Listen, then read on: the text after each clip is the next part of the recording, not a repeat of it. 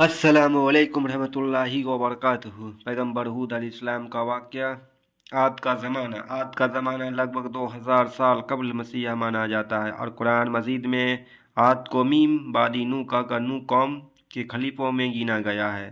ساتھ ہی ان کو عاد اللہ کہا ہے، اور عاد کے ساتھ ارم کا لفظ لگا ہوا ہے۔ عاد کے رہنے کی جگہ، عاد کی مرکزی مقام ارض حقافہ ہے۔ یہ حضر موت کے اتر میں اس طرح واقع ہے کہ اس کے پورب میں عمان اور اتر میں ربع الخالی، مگر آج یہاں ریت کے ٹیلوں کے سوا کچھ نہیں ہے۔ عاد کا مذہب۔ عاد بت پرست تھے اور اپنے پیشو اور نوح کی قوموں کی طرح صنم پرستی اور بت تراشی میں ماہر تھے۔ حضرت عبداللہ بن عباس رضی اللہ عنہ سے ایک اثر منقول ہے۔ اس میں ہے کہ ان کے ایک صنم کا نام شمود اور ایک کا نام حتار تھا۔ حضرت ہود علیہ السلام۔ عاد اپنی ملتق کی سطوت و ضبورت، جسمانی صورت و غرور میں ایسے چمکے کہ انہوں نے ایک اللہ کو بالکل بھلا دیا۔ حضرت ہود علیہ السلام۔ عاد اپنی مملت کی سطوت و ضبورت، جسمانی صورت و غرور میں ایسے چمکے کہ انہوں نے ایک اللہ کو بالکل بھلا دیا، اور اپنے ہاتھوں کے بنائے ہوئے بتوں کو اپنا معبود مان کر قسم کے شیطانی اعمال بے خوف کرنے لگے۔ تب اللہ تعالیٰ نے انہی میں سے ایک پیغمبر حضرت ہود کو بھیجا۔ حضرت ہود علیہ السلام عاد کی سب سے زیادہ عزتدار شاخہ خلد کے ایک پردے ویکتی تھے۔ حضرت ہود علیہ السلام کی تبلیغ۔ حضرت ہود علیہ السلام نے اپنی قوم کو اللہ تعالیٰ کی توحید اور عبادت کے لیے دعوت دی اور لوگوں کو ظلم و ضرب سے منع کیا، لیکن قوم عاد نے ایک نہ مانی اور سختی کے ساتھ جھٹلایا اور غرور اور گھمنڈ کے ساتھ کہنے لگے، جو قرآن مجید میں اللہ رب العزت فرماتے ہیں، ہم میں سے زیادہ کون ہے وہ قوت میں آگے۔ ان سب میں باوجود حضرت ہود علیہ السلام لگاتار اسلام کی تبلیغ میں لگے رہے اور اپنے قوم کو اللہ کے عذاب سے ڈراتے رہے۔ ان کی قوم یہ کہتے تھے کہ ہم تیرے کہنے سے بتوں کو نہ چھوڑیں گے اور اپنے باپ داداؤں کے دین سے منہ نہ موڑیں گے۔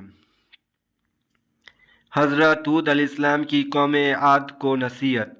ایک قوم اب بھی سمجھ اور عقل و ہوش میں کام لے۔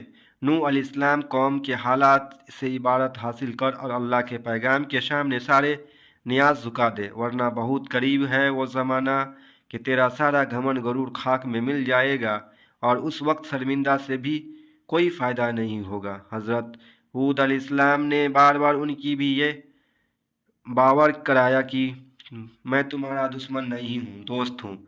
تم سے سونا چاندی اور تخت و تاج کی طلب نہیں کرتا ہوں، بلکہ تمہاری فلاح و نجات چاہتا ہوں۔ میں اللہ تعالیٰ کے پیغام کے بارے میں خیانت کرنے والا نہیں، بلکہ آمین ہوں، وہی کرتا ہوں جو مجھ سے کہا جاتا ہے۔ جو کچھ کہتا ہوں قوم کی سعادت اور حال و مال کی بھلائی کے لیے کہتا ہوں، بلکہ دائمی و سرمندی نجات کے لیے کہتا ہوں۔ حضرت ہود علیہ السلام۔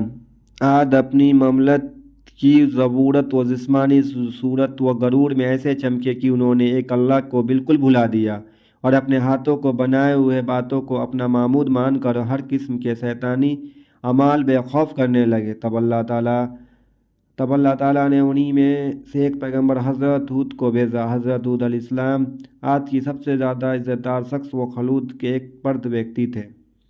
حضرت ہود علیہ السلام کی تبلیغ۔ حضرت ہود علیہ السلام نے اپنی قوم کو اللہ تعالیٰ کی توحید کی عبادت کے لیے دعوت دی اور لوگوں کو ظلم و جبر سے منع کیا، لیکن قوم عاد نے ایک نہ مانی اور سختی کے ساتھ جھٹلایا اور غرور اور گھمنڈ کے ساتھ کہنے لگے، جو قرآن مجید میں اللہ رب العزت فرماتے ہیں، ہم میں سے زیادہ کون وہ قوت میں آگے۔ ان سب کے باوجود حضرت ہود علیہ السلام لگاتار اسلام کی تبلیغ میں لگے رہے اور اپنے قوم کو اللہ کے عذاب سے ڈراتے رہے۔ ان کی قوم یہ کہتے تھے کہ ہم تیرے کہنے سے بتوں کو نہ چھوڑیں گے اور اپنے باپ داداؤں کے دین سے منہ نہ موڑیں گے۔ حضرت ہود علیہ السلام کی قوم عاد کو نصیحت۔ ایک قوم اب بھی سمجھ اور عقل اے قوم اب بھی سمجھ اور عقل و ہوش سے کام لے، نوح علیہ السلام کے قوم کے حالات سے عبرت حاصل کر اور اللہ کے پیغام کے سامنے سارے نیاز جھکا دے، ورنہ بہت قریب ہے وہ زمانہ کہ تیرا سارا گھمنڈ غرور خاک میں مل جائے گا اور اس وقت شرمندگی سے بھی کوئی فائدہ نہ ہوگا۔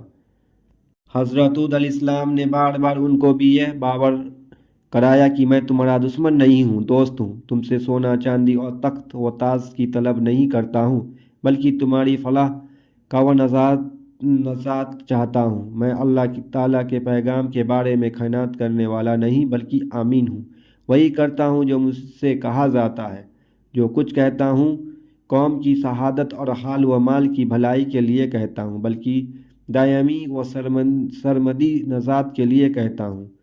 تم کو اپنی ہی قوم کے ایک انسان پر اللہ کے پیغام نازل ہونے سے اچنبھا نہیں ہونی چاہیے، کیونکہ یہ پرانے زمانے سے اللہ کی جاری و ساری سنت ہے کہ انسانوں کی ہدایت و شہادت کے لیے انہی میں سے ایک آدمی کو چن لیتا اور اپنا رسول بنا کر اس کو خطاب کرتا، اور اپنی مرضی اور نامرضی سے اس کو مرافت اپنے بندوں کو مطلع کرتا رہتا۔ اور فطرت و تقاضا بھی تو یہی ہے کہ کسی قوم کی رشد و ہدایت کے لیے ایسے آدمی ہی کو چنا جائے جو بول چال میں انہی کی طرح ہو، ان کے اخلاق اور عادتوں کا جانکار ہو، ان کی خصوصی باتوں سے آسان اور انہی کے ساتھ زندگی گزارتا رہا ہو کہ اسی سے قوم مانوس ہو سکتی ہے اور وہی اس کا صحیح ہادی اور مشفق بن سکتا ہے۔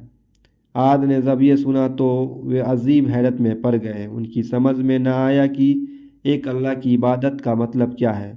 وہ غم و غصہ میں آ گیا کہ کس طرح ہم باپ دادا کی آسمان پرستی مورتی پوجا کو چھوڑ دیں، یہ تو ہماری اور ہمارے باپ دادا کی سخت و توہین ہے۔ ان کا غیظ و غضب بھڑک اٹھا کہ ان کو کافر اور مشرک کیوں کہا جاتا ہے، جبکہ وہ باتوں کو اللہ سمان اپنی شفاعت کرنے والا مانتے ہیں۔ ان کے نزدیک خود کی بات مان لینے میں ان کو معبود اور بزرگوں کی توہین تھی اور انہیں حقیر سمجھا جا رہا تھا، جن کو وہ بڑے خدا کے دربار میں اپنا وکیل اور شافی مانتے تھے، اور اسی کو ان تصویروں کی مورتیوں کے لیے پوجتے تھے کہ وہ خوش ہو کر ہماری سفارش کریں گے اور اللہ کے عذاب سے نجات دلائیں گے۔ آخری وہ شعلے کی طرح بھڑک اٹھے اور حضرت ہود علیہ السلام سے بگڑ کر کہنے لگے، تو نے ہم کو اپنے خدا کے عذاب کی دھمکی دی اور ہم کو اس سے یہ کہہ کر ڈرایا کہ میں تمہارا اوپر بڑے دین کا عذاب کے آنے سے ڈرتا ہوں کہ کہیں تم اس کے حقدار نہ ٹھہر جاؤ۔ آسا سوہر 26:135۔ تو یہ ہود اب ہم سے تیری روز روز کی نصیحت سنی نہیں جاتی، ہم ایسی نصیحت کرنے والے مہربان سے باز آیا، اگر تو واقعی اپنے قول میں سچا ہے تو وہ عذاب جلد لے آ کہ ہمارا تیرا قصہ صاف ہو، پتہ بس لا تو ہمارے پاس اس چیز کو جس کا تم سے وعدہ کرتا ہے، اگر تو واقعی سچوں میں سے ہے۔ الاعراف 7:70۔ حضرت ہود علیہ السلام نے جواب دیا کہ اگر میرے خلوص اور میری سچائی والی نصیحتوں کا یہی جواب ہے تو بسم اللہ، اور تم کو عذاب اگر اتنا ہی شوق ہے تو وہ بھی کچھ دور نہیں ہے۔ کیا تم مجھ سے اس من گھڑت ناموں باتوں کے بارے میں جھگڑتے ہو جن کو تم نے اور تمہارے باپ داداؤں نے گڑھ لیا ہے، کہ جس کے بارے میں تمہارے پاس خود کی کوئی حجت نہیں؟ پاس اب تم اللہ کے عذاب کا انتظار کرو، میں بھی تمہارا ساتھ کا انتظار کرتا ہوں۔ الاعراف 70:71۔